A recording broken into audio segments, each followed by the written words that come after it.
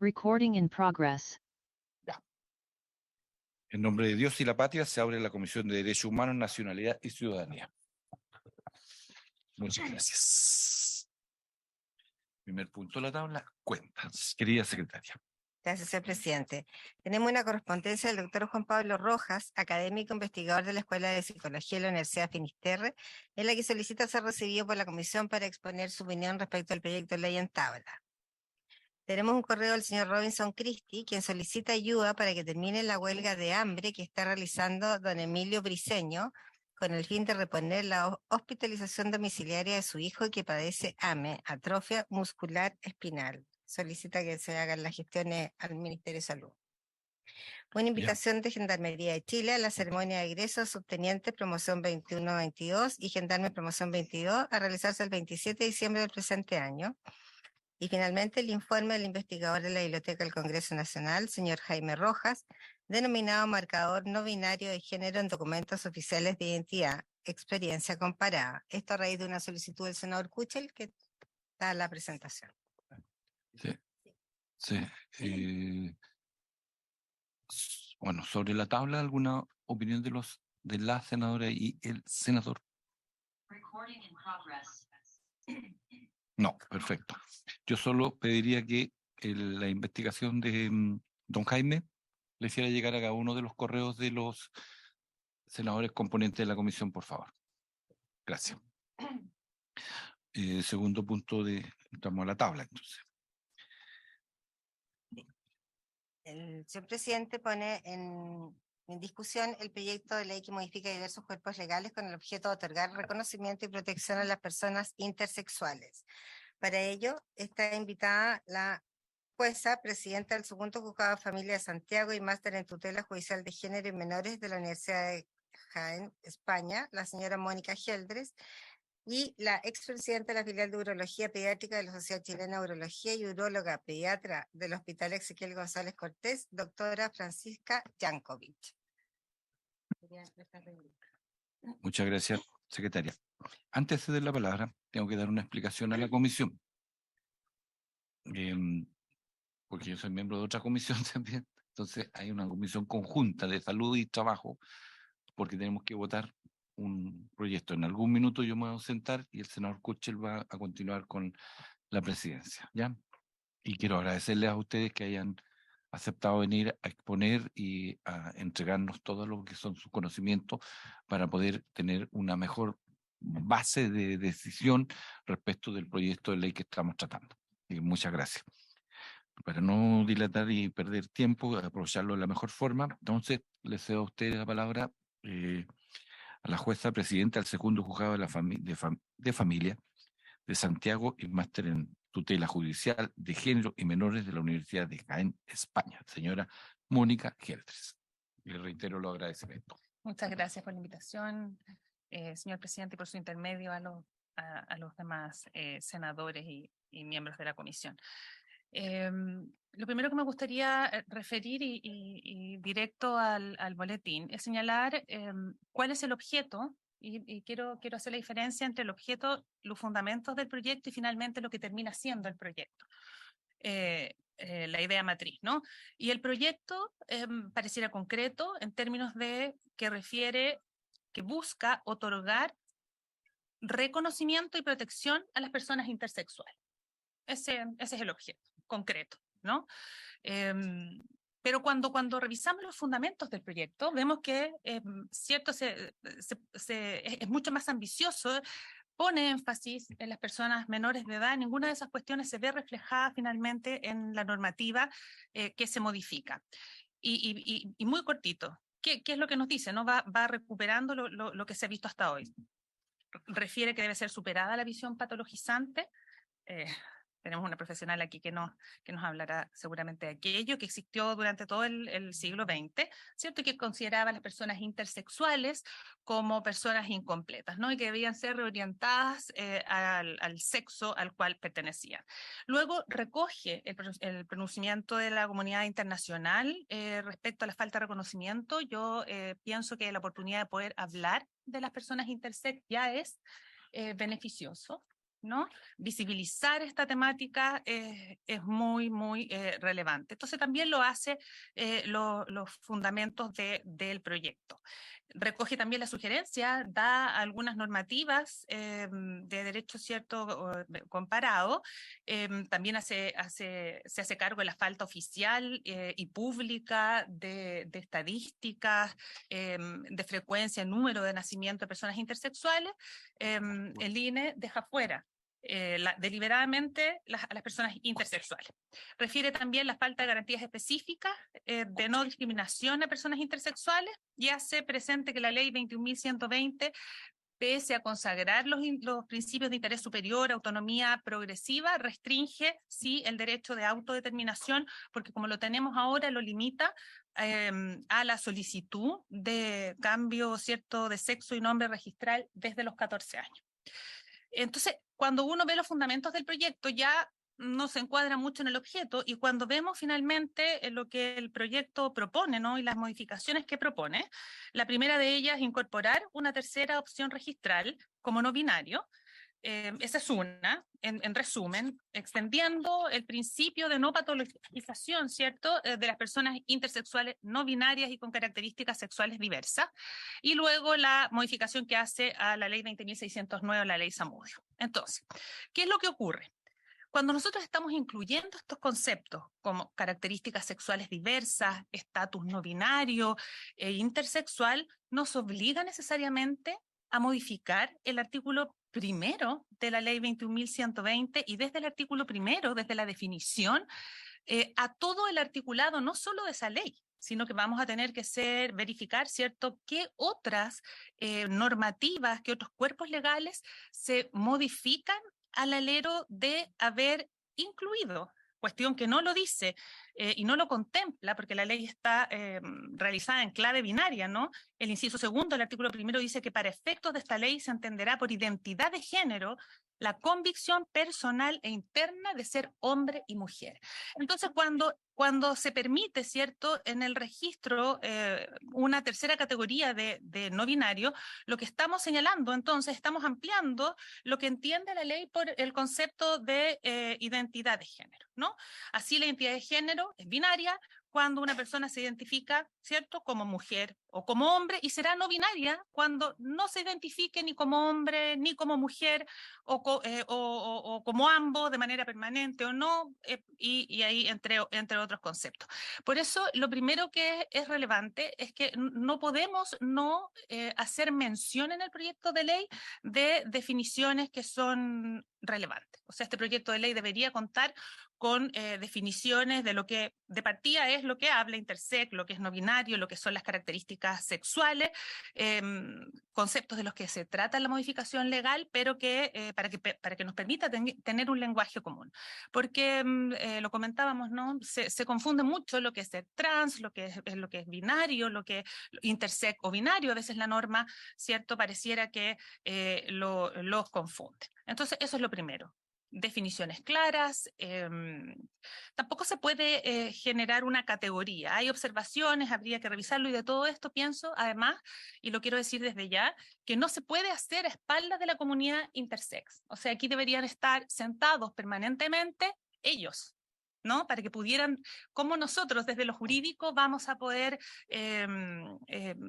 transmitir el sentir de ellos. Entonces, esa es una primera petición que dejo a la comisión, en términos de hacer esta ley, trabajar esta ley con ellos, tanto adultos, ¿no?, como personas menores de 18 años intersex también. Hay que escucharlo. También tienen mucho que decir, ¿no?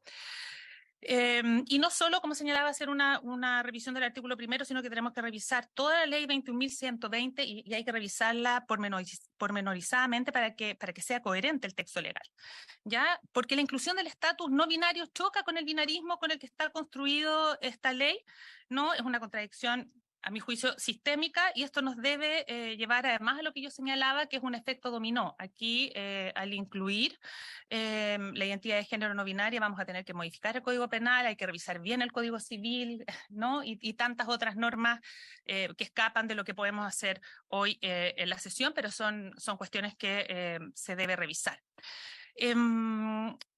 Por ejemplo, cuando nosotros vemos el artículo 6 de la ley 21.120, que refiere que las personas no binarias podrán mantener su nombre de pila siempre que no resulte equívoco respecto a su nuevo sexo registral, eso dice la norma, pero con la modificación ahora, entonces, ¿quién va a determinar si este nombre es neutro o es equívoco? ¿Es el oficial del registro civil? ¿Va a ser el juez de familia? Entonces esas son cuestiones que tenemos que reflexionar. Bueno, yo veo que la biblioteca ha hecho un tremendo trabajo, ¿no? Recopilando información relativa a la prohibición de las intervenciones tempranas. Lo más probable es que la doctora también no refiera a eso, y lo dice también los fundamentos del proyecto de ley, y por supuesto que eso queda absolutamente fuera de los 3 artículos, modificaciones de artículos que esta ley propone.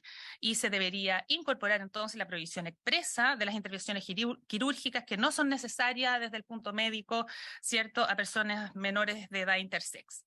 Y especialmente los recién nacidos. Y aquí tenemos que empezar ya a ir, yo digo, generando una conciencia de que los niños son sujetos de derechos, que los titulares de los derechos son los niños, no son los adultos, que existen principios de la autonomía progresiva, mucho se utiliza y en todas partes vamos a ver que los niños con la convención ya no son objeto de protección, sino que no son sujetos de derechos. Bueno, aquí, en cada norma que empecemos en cada sentencia que hace un juez de familia o en cada norma que sale de este Congreso, debería esta mirada, tomando en consideración sus derechos, la evolución, ¿cierto?, su autonomía progresiva. Bueno, aquí hay que empezar a hacer carne ello, y por lo tanto estas intervenciones deberían ser aplazadas, si se quiere, lo más posible, hasta que de alguna manera no podamos contar con un consentimiento, y ese consentimiento tiene que ser informado, y aquí la labor de los médicos es fundamental. Sabemos ¿qué efectos tiene lo que nos dice un médico a todos, ¿no? No solo a los menores de edad, para nosotros también, cuando el médico nos dice, mire, el diagnóstico es este, nosotros decimos, chuta, es un poco, seguimos, ¿no?, esas pautas, porque estamos fuera, es un ámbito muy fuera de nuestra expertise. Entonces aquí hay que poner especial atención y relevancia a la capacitación que tengan todos los operadores, tanto de justicia como los operadores de salud, para que podamos verificar, ¿cierto?, y que se dé garantías que estos consentimientos sean realmente informados y que la información se entregue a la familia de un modo que no esté mediado, ¿no?, por el profesional. Entonces ahí dejo otra modificación que hay que hacer al artículo 6 de la ley 21.120. Además, en las observaciones finales que nos realiza el comité, ¿cierto?, se nos dice claramente, nuestro país generalmente le suelen hacer observaciones y a veces las cumplimos y a veces no, pero creo que es importante que se vele porque los niños intersexuales, lo reitera la observación y por lo tanto no lo contempla la modificación legal, no sean sometidos a tratamientos médicos innecesarios o de conformidad con los derechos a la integridad física, la autonomía, la libre determinación. Se deben investigar los incidentes cuando esto ha ocurrido, cirugías o tratamientos que médicos en niños intersex sin conocimiento informado, ¿no?, y tomar las medidas de reparación acorde a ello. En el proyecto también, y algo entendí que se había solicitado, se deberá revisar la flexibilidad que pueda tener el registro de nacimiento, ¿no? Cómo se refiere también a ello, porque veíamos que en el INE sí tiene en el año 2020 19 personas que fueron inscritas como en su sexo no determinado, ¿no? Y eso es una visión muy, muy estigmatizante. Entonces, esas cuestiones que a veces uno dice, no, son de registro, deben ser tomados en consideración. Y en lo que dice relación con la entrada en vigencia de la ley de garantía, esta ley de identidad de identidad de género, ¿no?, que supuestamente reconoce y da protección al derecho de la identidad de género, es anterior a la ley de garantía. Por lo tanto, en lo que refiere a los niños, niñas y adolescentes, vamos a tener que ver eso articulado a la luz de la ley de garantía.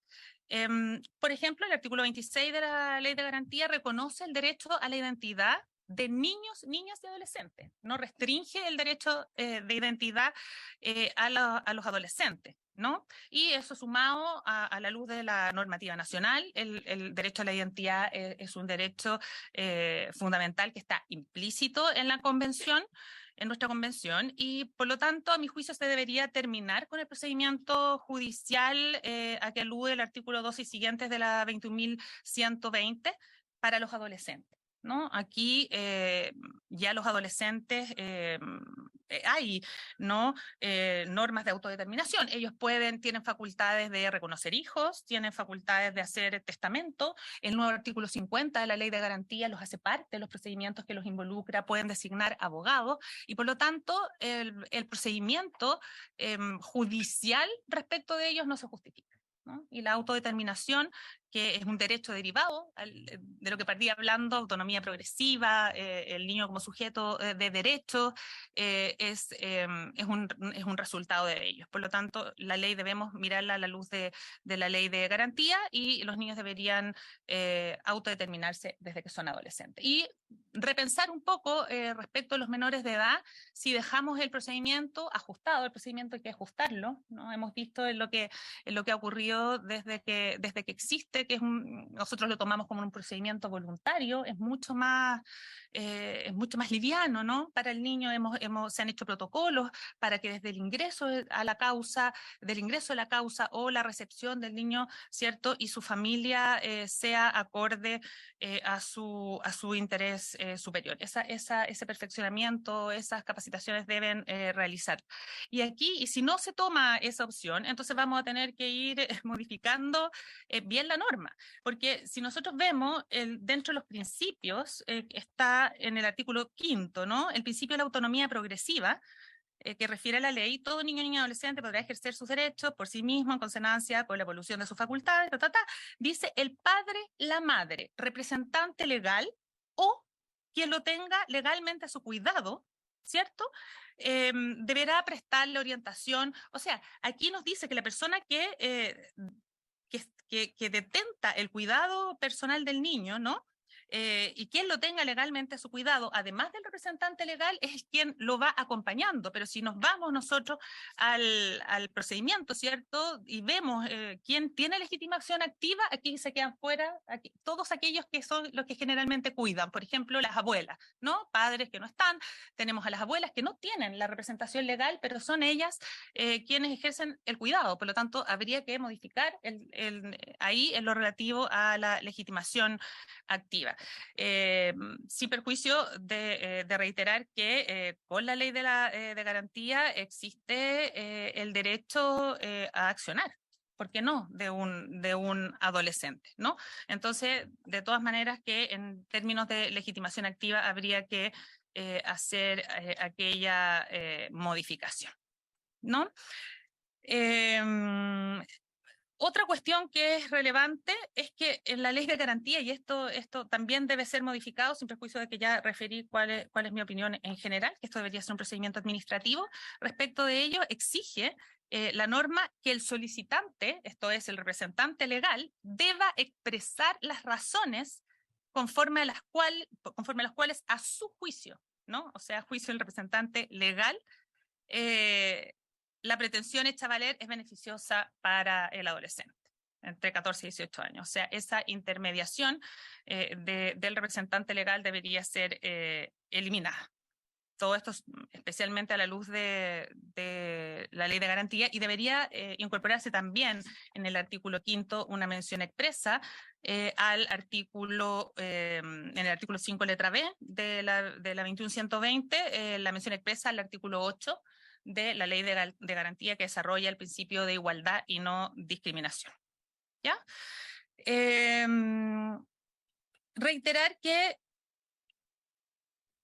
se incorpore este principio porque es base lo sacamos de la Convención de los Derechos del Niño, está en la ley de garantía y ordena todo el ordenamiento jurídico en infancia, y debemos comprender, lo voy a volver a repetir hasta el cansancio, que son sujetos de derecho, porque le pertenecen a ellos, no a otros. Son ellos que pueden decidir y no pueden decidir en la edad que nosotros, desde nuestra mirada, pensemos que tienen derecho a decidir.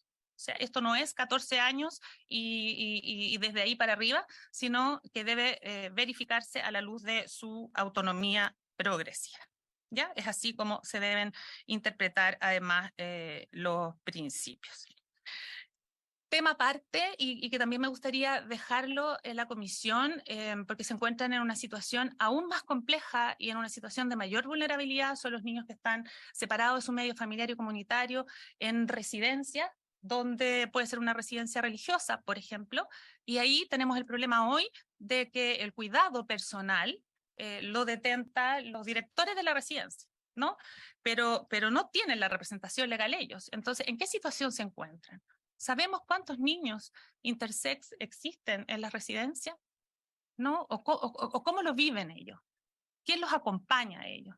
¿Está el personal en las residencias capacitado para entenderlo, para acompañarlo? Y ya vimos que existe además la complicación de que no pueden presentar la solicitud a que alude la norma porque no tienen la representación legal. Y lo mismo, como señalé, a todos los niños y niñas que tienen, que se encuentran a cuidado informal, con abuelos u otros familiares.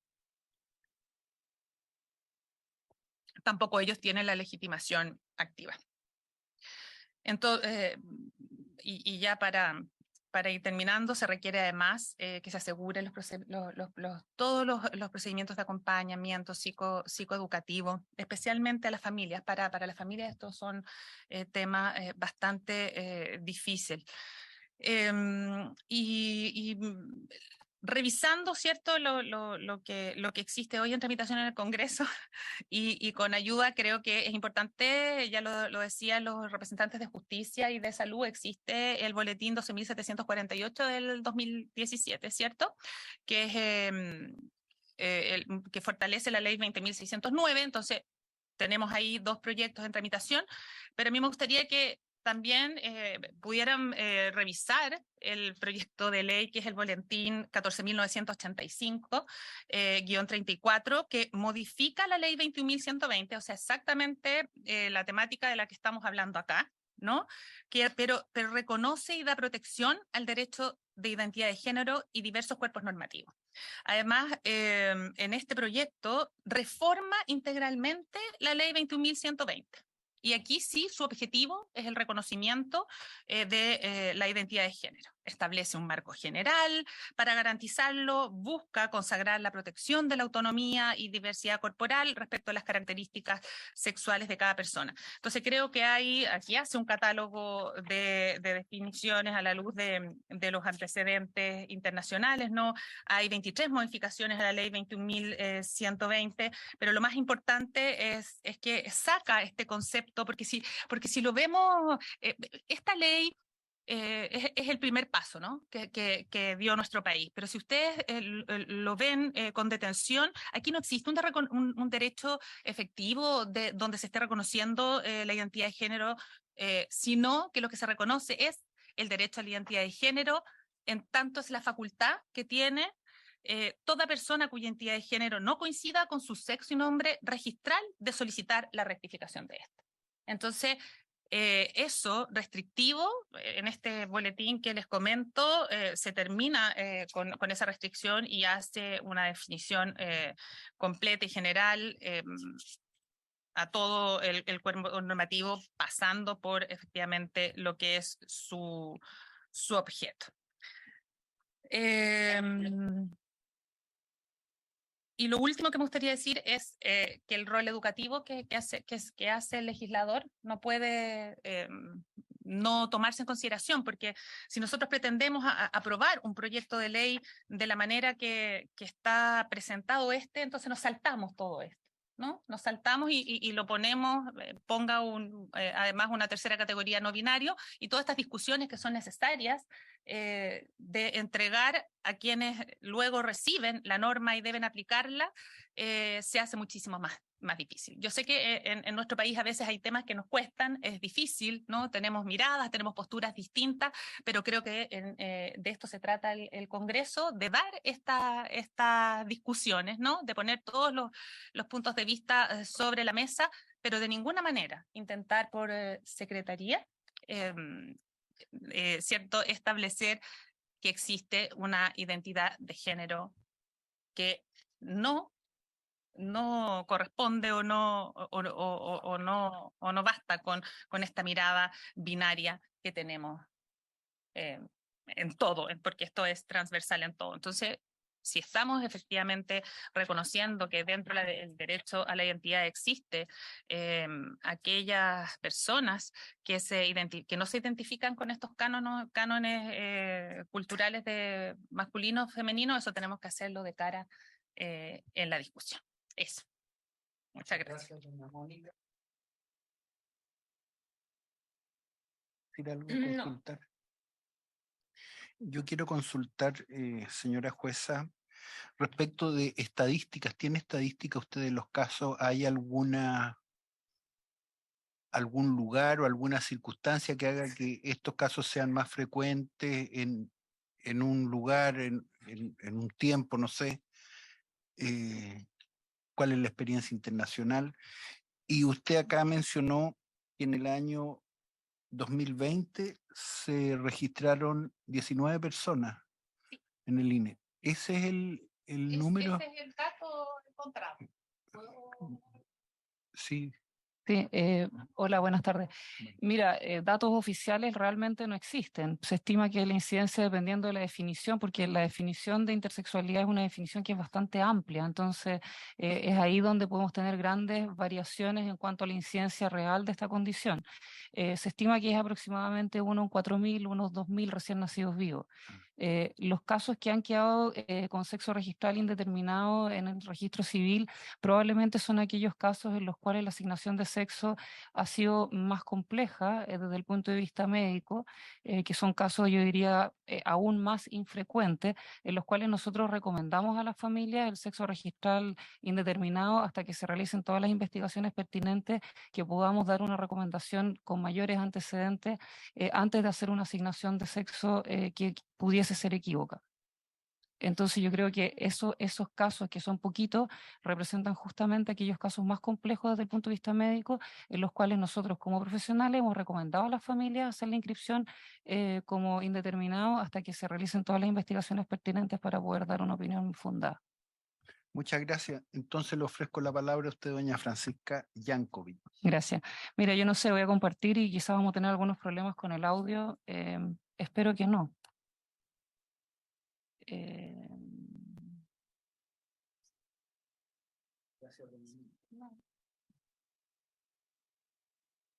Claro, tengo un problema porque no puedo ver lo que quiero decir. Sí, sí sé, pero es que tenía unos escritos porque no quiero, digamos, presentación con dispositiva. Bueno, yo lamento poder presentárselos así, pero la verdad es que no quiero olvidar nada de lo que quiero decir, ¿ya? Y quiero aprovechar esta oportunidad para agradecer a esta comisión por poner esta iniciativa en representación de la Sociedad de Urología y Cirugía Pediátrica. Quiero expresar mi profundo compromiso e interés en el bienestar de estos niños. Y quiero decir que a modo personal, esto ha dedicado los últimos 10 años de mi carrera profesional en forma bastante intensa. Nosotros sabemos lo complejo que es para los pacientes y sus familias el transitar por esta condición, y como profesionales de la salud expresamos la profunda convicción de que con un adecuado estudio, manejo y acompañamiento, los pacientes intersex y sus familias pueden alcanzar todos los potenciales, al igual que cualquier niño en Chile. Nosotros sabemos que las variaciones de la diferenciación sexual representan un grupo heterogéneo de condiciones, y si bien la intersexualidad es una expresión de la variabilidad natural de las personas, esta está frecuentemente asociada a condiciones de salud que requieren un adecuado diagnóstico, manejo y seguimiento. Las personas que presentan variación de la diferenciación sexual, en la mayoría de los casos, para que ustedes sepan, se debe a alguna alteración genética que lleva una expresión patológica tanto del sexo cromosómico, de la formación de sus gónadas, los ovarios, los testículos, así como de la producción de las hormonas y también de la expresión de sus genitales internos y externos. Sabemos que en los últimos 30 años han habido visiones contrapuestas desde el punto de vista médico, siempre se creía que lo estábamos haciendo todo muy bien y vinieron grupos de derechos humanos a cuestionar todo el quehacer médico. Y nosotros entendemos como comunidad científica que tenemos que aceptar nuestros errores y obviamente aprender de ellos. Las buenas intenciones no siempre son suficientes para asegurar un cuidado adecuado a las personas. Comprendemos también que aunque hay muchas personas conformes con el tratamiento recibido, basta con que una de ellas sienta vulnerados sus derechos como para que tengamos que replantear nuestra práctica, con la finalidad última que ninguna persona que nace con una variación de la diferenciación sexual se sienta vulnerada en sus derechos por su condición. Es por esto que creemos firmemente en el trabajo en equipo interdisciplinario, donde profesionales de la salud, pacientes, familias, grupos de activismo y derechos humanos trabajemos en conjunto para que nunca más en Chile una persona intersex sienta vulnerada sus derechos. Yo sé que falta mucho, ya, pero pensamos que la experiencia que hemos adquirido como profesionales acompañando a las personas intersex y sus familias desde recién nacidos hasta la adolescencia, junto con los avances de la medicina. Y le comentaba aquí, la medicina ha avanzado muchísimo, sobre todo en el diagnóstico genético y molecular de muchísimas de las causas subyacentes de niños que nacen con variaciones de la diferenciación sexual. Y también, obviamente, con los aportes de los grupos de derechos humanos, hemos podido avanzar hacia una atención centrada en el paciente, abriendo nuestras mentes más allá de la convención clásica de la medicina y la dicotomía hombre-mujer que prima en nuestra sociedad. Las manifestaciones tienen un amplio espectro y siempre requieren al menos una evaluación completa para descartar asociaciones subyacentes que pueden atentar con la vida de ese paciente. La totalidad de las personas intersex merecen un acceso oportuno, equitativo y especializado en un centro de salud. Me gustaría mostrar algunos testimonios de mamás y pacientes que nosotros tratamos día a día. Son muy cortitos, ¿ya? Bueno, ella es Claudia. Claudia es la mamá de Ariel y quiero que escuchen lo que ella nos tiene que decir. No se escucha.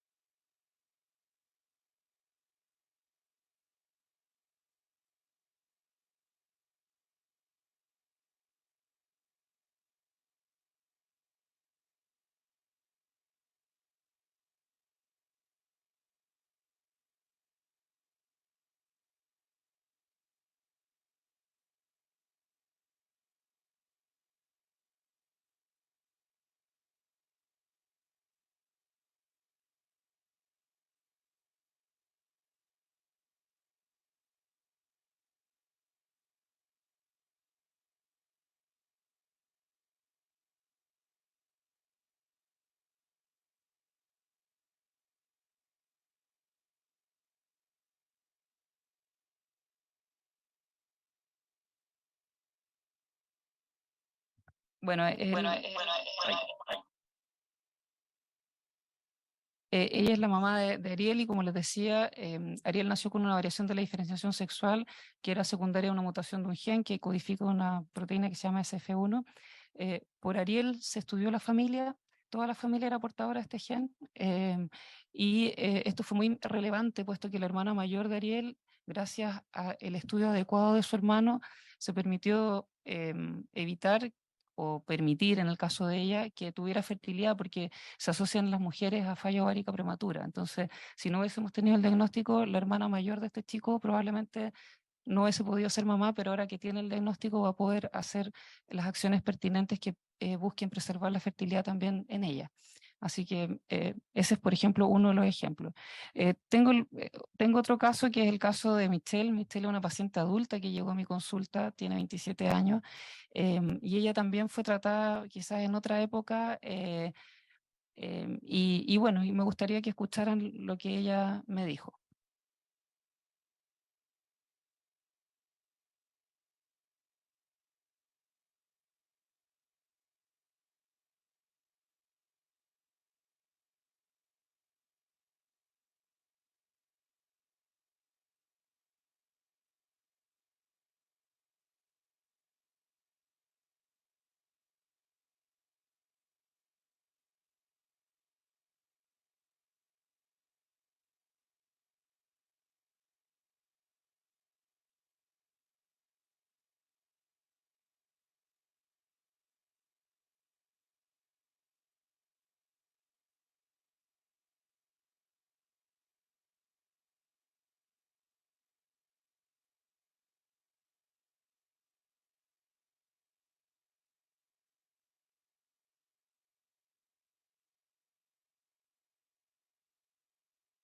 que hayan especialistas para que puedan dar la información a otras niñas que tengan el mismo problema. Porque antes no era como muy claro mi información, entonces ahora aclarar la información, ahora hay solución, ahora pueden llegar y ver si necesita operación o no, un medicamento. Entonces yo recién ahora estoy como viendo recién mi tema porque muchos años que no asistía a médico, entonces igual no evolucioné bien. No se escucha muy bien, pero bueno. ¿A qué edad detectan? Porque depende del caso. Sí, depende del Ah, caso. Porque en este caso usted viene a conocer la situación a los 27 años.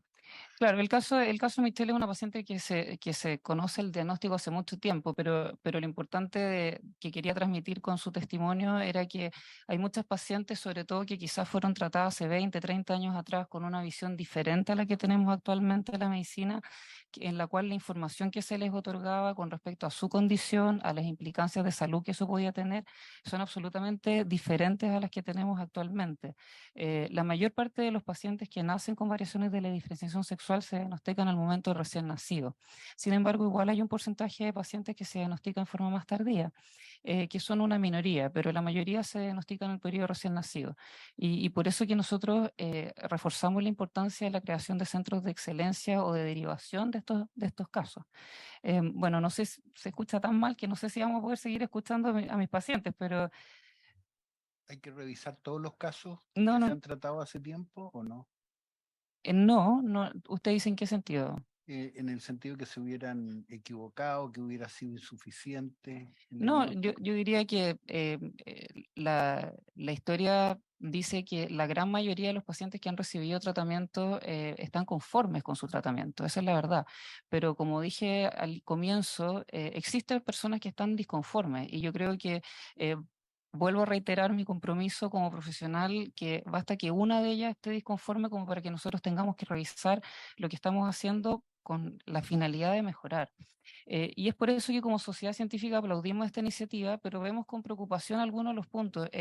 Para nosotros los que nos hemos dedicado a esto durante muchos años, cuando nosotros leemos que los procedimientos médicos que se han realizado son destructivos, invasivos, irreversibles, y no tienen urgencia porque rara vez están asociados a un problema médico, queremos decir que si bien efectivamente hay muchas condiciones que no requieren intervenciones quirúrgicas, sí van a haber muchas otras que sí van a requerir intervenciones quirúrgicas.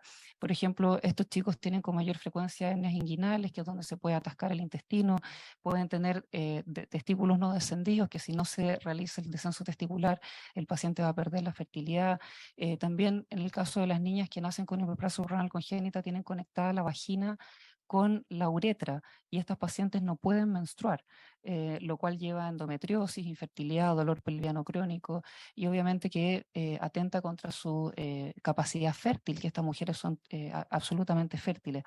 Entonces, lo que nos gustaría decir es que las cirugías que nosotros realizamos en la actualidad para las personas intersex permiten restablecer una funcionalidad, preservar la fertilidad y permitir un desarrollo físico normal de las personas que nacen con variaciones en la diferenciación sexual.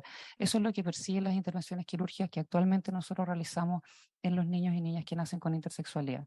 Tenía algunos otros testimonios de pacientes adultos que como no se escucha muy bien, vamos a saltarlo. ¿Son Eh, puras mujeres? ¿No? Juan Carlos, tengo un chico. Estos son pacientes adultos que han sido operados y que básicamente nos dicen, bueno, yo tenía un problema de salud, se resolvió mi problema de salud y estoy conforme con el tratamiento que he recibido. Eso. Ah, acá tengo. Hola, soy Alejandra y yo nací con una hiperplasia suprarrenal congénita y me atiendo en el hospital Ezequiel González Cortés. Y las niñas que nacemos con esta condición necesitamos una atención especializada o que entiendan los médicos. Y mis médicos me han explicado mi condición y los tratamientos que he recibido. Además, las cirugías que se me han realizado me han permitido tener mi menstruación que antes no podía tener. Y eso para mí ha sido súper bueno, ya que cuando no me llegaba me traía un poco de complicaciones y dolores. Hola, soy Juan Carlos y tengo una variación en la diferenciación sexual. Me atiendo con la doctora Francisca Yankovic en la Clínica Santa María. Entiendo que mi condición requiere de mucho apoyo familiar y de mi equipo tratante. Nunca he sentido vulnerados mis derechos fundamentales. A medida que he ido creciendo, he comprendido mi condición y me he sentido muy acompañado en este proceso. Para los niños y niñas que nacen con esta condición, es fundamental contar con un equipo adecuado y preparado, buenos tratamientos médicos y quirúrgicos. Hola, soy Alejandra. Ya, perdón. Bueno, y para seguir avanzando con el tema de la propuesta, nosotros estamos absolutamente de acuerdo con la moción de la promoción del sexo no binario en la célula entidad. Yo les quiero mencionar que el encasillar a los pacientes intersexuales en un tercer sexo nos parece súper inadecuado. La promoción de la crianza neutra es algo que puede ser extensible a todas las personas, no solamente en particular a las personas intersexuales. Por otra parte, es fundamental entender que la mayor parte de los adultos intersexuales se identifican como hombres y mujeres, no como intersexuales ni tampoco como personas no binarias. O sea, la mayor parte de las personas que nacen con esta condición en la vida adulta se identifican como hombres o como mujeres y no como personas no binarias, ¿ya? Y eso es importante recalcarlo. Y como ya para ir cerrando, en relación a las tres problemáticas que se expresan, me gustaría señalar que, estando de acuerdo frente a la no discriminación, como sociedad médica creemos que es incorrecto el no considerar la intersexualidad como un problema de salud. Las personas que nacen con variaciones de la diferenciación sexual van a requerir cuidados médicos dedicados, interdisciplinarios de alto nivel de excelencia, actualización y especialización. La no patologización pudiese incurrir en el abandono de los niños y niñas intersex, limitando su acceso a la salud, a los cuidados y a las investigaciones que resguarden su salud física y mental. Para finalizar y resumiendo lo expuesto punto a punto, nosotros tenemos que señalar que las personas intersexuales son sujetos de derecho como todos los ciudadanos y hay que entender que la intersexualidad se asocia frecuentemente a condiciones médicas que requieren un adecuado estudio, tratamiento y manejo. Como sociedad científica vemos con preocupación el incluir a las personas intersex en el artículo 5 de la ley 21.120, entendiendo que esto pudiese significar, como mencioné anteriormente, un detrimento en la oportunidad del acceso y el aseguramiento de la atención. Las personas con la variación de la diferenciación sexual requieren siempre de cuidados médicos altamente especializados. Y finalmente, si bien nos parece relevante avanzar hacia la no discriminación y la no estigmatización de las personas con variación de la diferenciación sexual, tenemos reparos de colocar la categoría intersexual en comparación o en la misma categoría que la transexualidad y el no binarismo. Consideramos que debiese crearse una ley diferente, exclusiva para las personas intersex, como por ejemplo le mencionaba al señor Rojas la experiencia que tenemos en Francia. Así que bueno, eso era lo que les quería mostrar. Muchas gracias. Esta es nuestra sociedad, nuestra rama de urología, que es una rama pequeña, pero completamente dedicada al cuidado de estos y otros niños también. Muchas gracias, doña Francisca. Doña Fabiola, ¿quiere decir algo? No, gracias. Doctora Mónica, doña Mónica. A mí me gustaría referir que efectivamente la ley ya contempla a las personas intersex, sin hacer esta diferenciación, ¿no? La contempla en el artículo 1. El derecho a la identidad de género consiste en la facultad de toda persona cuya identidad de género no coincida con su sexo y nombre registral de solicitar, ¿cierto? Entonces ahí no hace la diferenciación entre trans, intersex y por lo tanto está contemplado ahí. Lo que no está contemplado en el inciso segundo es digamos, la identidad de género no binaria. Pero en la mayoría de los casos, como dice la doctora, estaría sin mencionarlo de manera expresa o aparte, contemplado en el artículo 1, inciso 2. O sea, artículo 1, inciso 1 de la ley 21.120. ¿Cuál es el problema que se le presenta en la realidad?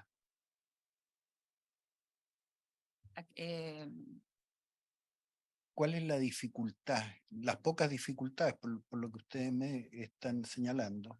Nosotros tenemos hartas dificultades. ¿Sí? ¿Cuáles son? Tenemos dificultades porque no existe un apoyo real desde el punto de vista del gobierno, una política pública que resguarde. ¿Desde el Ministerio de Salud? Sí, desde el Ministerio de Salud. Nosotros en el año 2016 trabajamos en una mesa de trabajo. ¿Educación? No, en salud. Nosotros trabajamos en salud en el año 2016 con un grupo interdisciplinario que participamos más de 20 profesionales. Lamentablemente se se establecieron varios lineamientos, dentro de eso la creación de centros de especialización donde se refirieran todos estos casos para tener una atención de excelencia, asegurando también los recursos para poder hacer las investigaciones necesarias. Eso no ha ocurrido hasta el día de hoy y eso ha dejado que muchos niños no tengan el acceso que algunos de mis pacientes sí tienen o algunos de los pacientes que se atienden con otros médicos tienen, pero ha sido muy discrecional y muy de voluntad individual. Esto no puede quedar a la voluntad de algunas personas, esto tiene que ser una política del país. Doña Francisca, ¿nos puede mandar el estudio que resultó de eso para enviarlo de nuevo al Ministerio de Salud, por Bueno, favor? sí, por supuesto, está la circular 7, que es la que complementa la circular 15. Yo recientemente tuve hace 2 semanas una llamada telefónica del MinSal. Aparentemente se va a restablecer la mesa de trabajo, pero tiene que haber una voluntad real porque es invertir mucho tiempo realmente y genera bastante frustración en los grupos que nos dedicamos a esto, el ver cómo pasa el tiempo y no se avanza en una política real de centralización de esta condición. La doctora Mónica Helge y después usted, ¿dónde? ¿Quiere antes? No. Sí, pero primero doña... No, yo quería doña Mónica. señalar que miráramos esto también como país, ¿no? Porque hay doctores que también creen que, o sea, que en todos los servicios de salud tendrían que estar todos, ¿cierto? De alguna manera preparados para recibir a personas intersex, porque también sí, lo que nosotros hacemos es decir, llega un paciente, no sé, estoy hablando en el norte o en el sur, y lo derivamos a un centro en Santiago, eso también desde ahí genera una discriminación que no corresponde, es decir, esto tendría que ser una política país. Estoy súper de acuerdo, pero el poder también avanzar hacia la formación y realizar protocolos, etcétera, implica también una red de centralización, porque efectivamente, si bien hay casos que pueden ser manejados localmente, van a haber otros casos que no. Y esos pacientes sí que requieren tener una línea directa de referencia. Nosotros actualmente tenemos pacientes que tienen que cambiar su domicilio en forma ficticia para poder atenderse en centros donde se les pueda dar una atención adecuada, y eso no corresponde. Gracias, don Jaime Rojas. Presidente, gracias por el uso de la palabra, por su intermedio. Yo quisiera preguntarle a la experta por su intermedio, porque desde el punto de vista del derecho internacional, las intervenciones médicas prohibidas son aquellas que son innecesarias, obviamente. Y su exposición ha versado sobre, ha señalado intervenciones médicas que son realmente necesarias. Entonces quedarían fuera y las prohibidas serían aquellas que no están. Pero hay un aspecto importante, la comunidad intersexual y la comunidad civil señala que las personas intersexuales son personas sanas, o sea, no son personas enfermas. Entonces, lo que yo quiero preguntar es, en el ejercicio profesional suyo, propio de experiencia de mucho tiempo, ¿usted cómo considera que esta persona es si una persona es intersexual y quiere mantenerse en la categoría intersexual, porque es su identidad, usted, primero, uno, lo recomendaría, y cuál es el proceso para asimilar a una persona en términos binarios, o sea, lo masculino o femenino?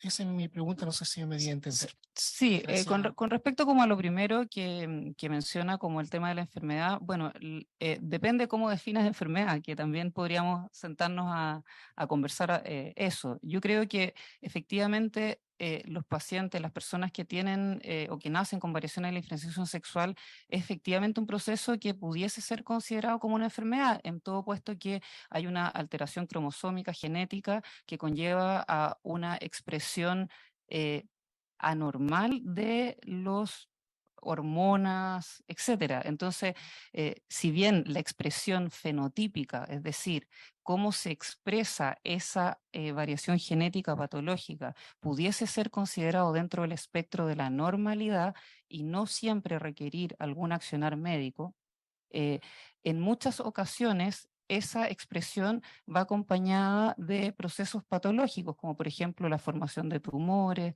la asociación con, por ejemplo, cuando tienes mutación del WT1, que es un gen que se asocia también a tumor de Bimms, a disgenesia renal, etc.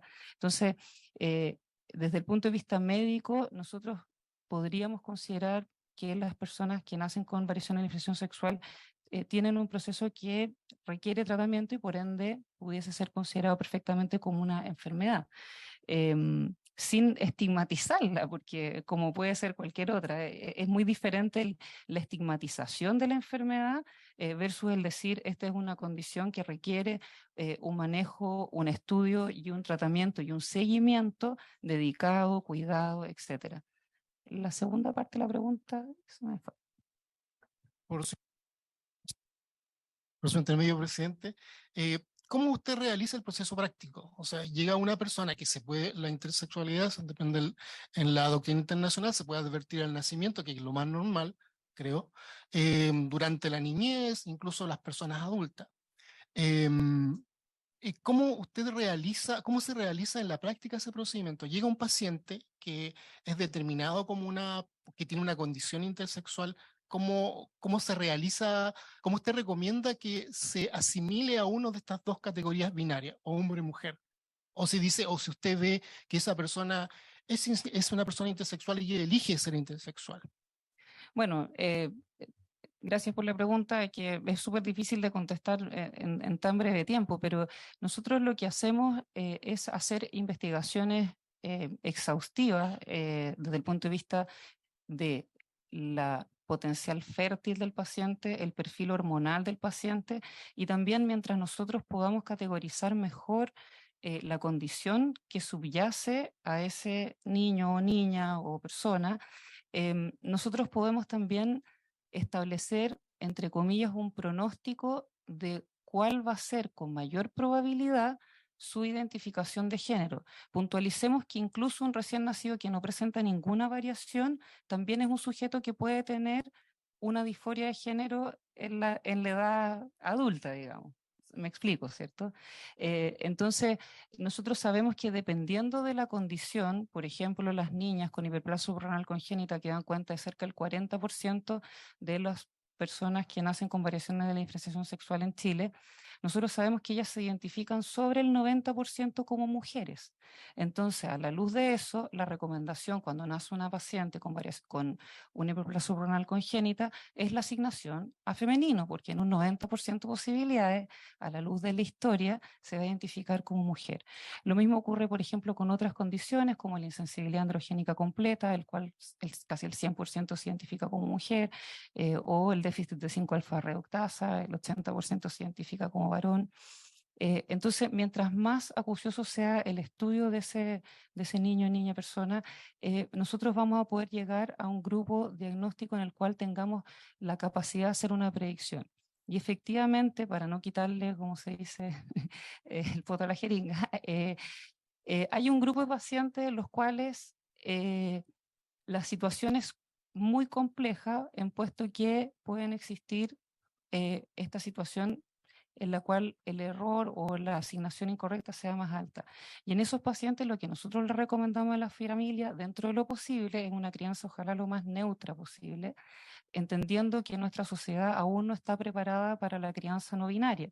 Entonces ellos en general tienen una asignación de un sexo social con una crianza lo más neutral posible, con un nombre que ojalá sea también lo más neutral posible, como Ariel, y en esos pacientes nosotros esperamos que el niño, la niña, la persona nos dé manifestaciones de su orientación de género o no, porque también pudiese ser aquellos pocos pacientes intersexuales que se identifican como intersexuales y no como binariamente entendemos hombre o mujer.